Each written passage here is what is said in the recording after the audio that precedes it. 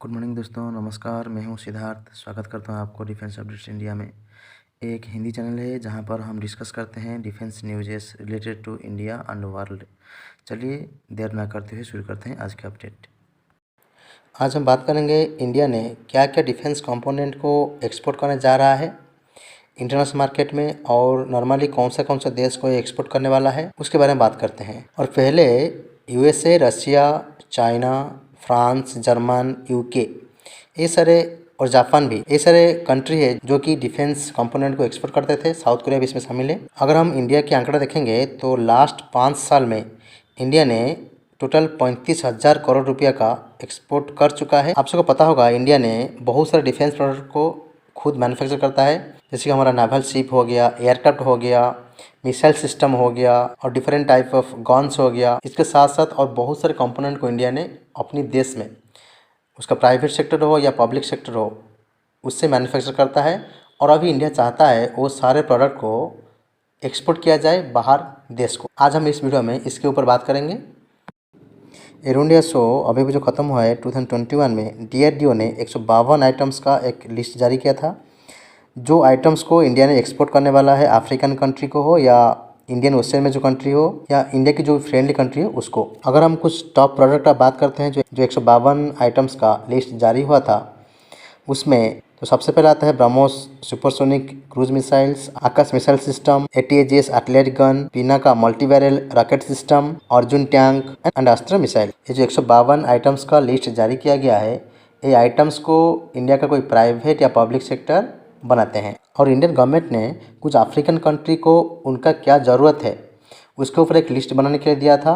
उस लिस्ट में ये देखा गया कि उन लोग ज़्यादा इंटरेस्ट दिखा रहे हैं अपना तेजस फाइटर के ऊपर, हेलीकॉप्टर्स के ऊपर, मिसाइल सिस्टम के ऊपर, और हमारा जो आर्टिलरी गन है उसके ऊपर। सबसे पहले हम बात करते हैं लैंड सिस्टम के बारे में। लैंड सिस्टम में क्या क्या आइटम्स को इंडिया ने एक्सपोर्ट करने वाला है। जो इम्पोर्टेंट है, आकाश मिसाइल सिस्टम है, ब्रह्मोस मिसाइल सिस्टम है, नाग एंटी टैंक गाइडेड मिसाइल है, एटीएजीएस जो हमारा आर्टिलरी गन है वो भी है, और एक Garud 105 light weight machine gun है जिसको भारत फोर्ज एक प्राइवेट कंपनी है वो बनाता है। ये सारे हैं इम्पोर्टेंट आइटम्स अगर हम बात करते हैं लैंड सिस्टम के बारे में।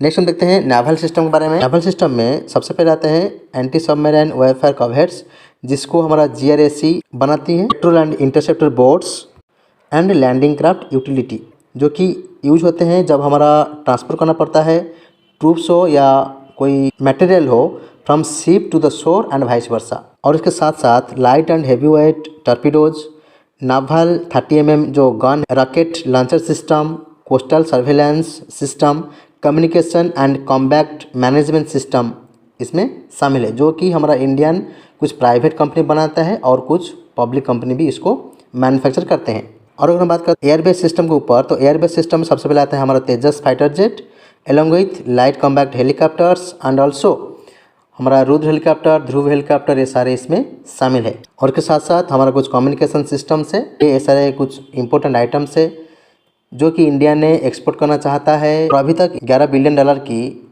डिफेंस कंपोनेंट का एक्सपोर्ट कर चुका है 5 साल में, और अभी उसको बढ़ा के 25 बिलियन तक पहुंचाना चाहता है 2025 तक। ये तो अभी लिस्ट जारी हुआ है, हम देखेंगे फ्यूचर में हमारा जो कोशिश चल रहा है एक्सपोर्ट करने के लिए, उसमें हम कितना सक्सेस हो पाते हैं।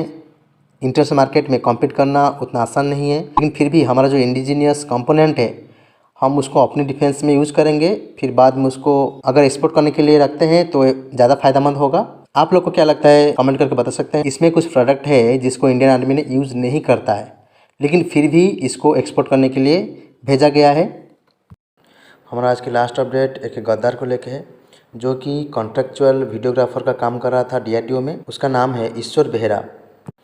उसने डीआरडीओ का जो इंटीग्रेटेड टेस्ट रेंज फैसिलिटी है चांदीपुर उड़ीसा में, उसका फोटोग्राफ निकाल के पाकिस्तान की आईएसआई को भेज रहा था। उसको उड़ीसा का एक कोर्ट ने आजीवन कारावास का सज़ा सुनाया है। पता नहीं ऐसा और कितना आदमी होंगे हमारा डिफेंस सेक्टर में जो कि गद्दार का काम कर रहे होंगे।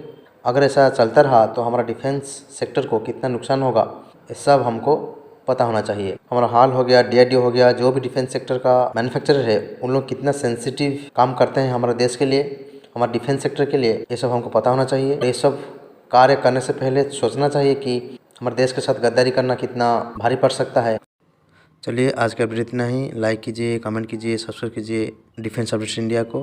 Okay, thank you, have a nice day, जय हिंद।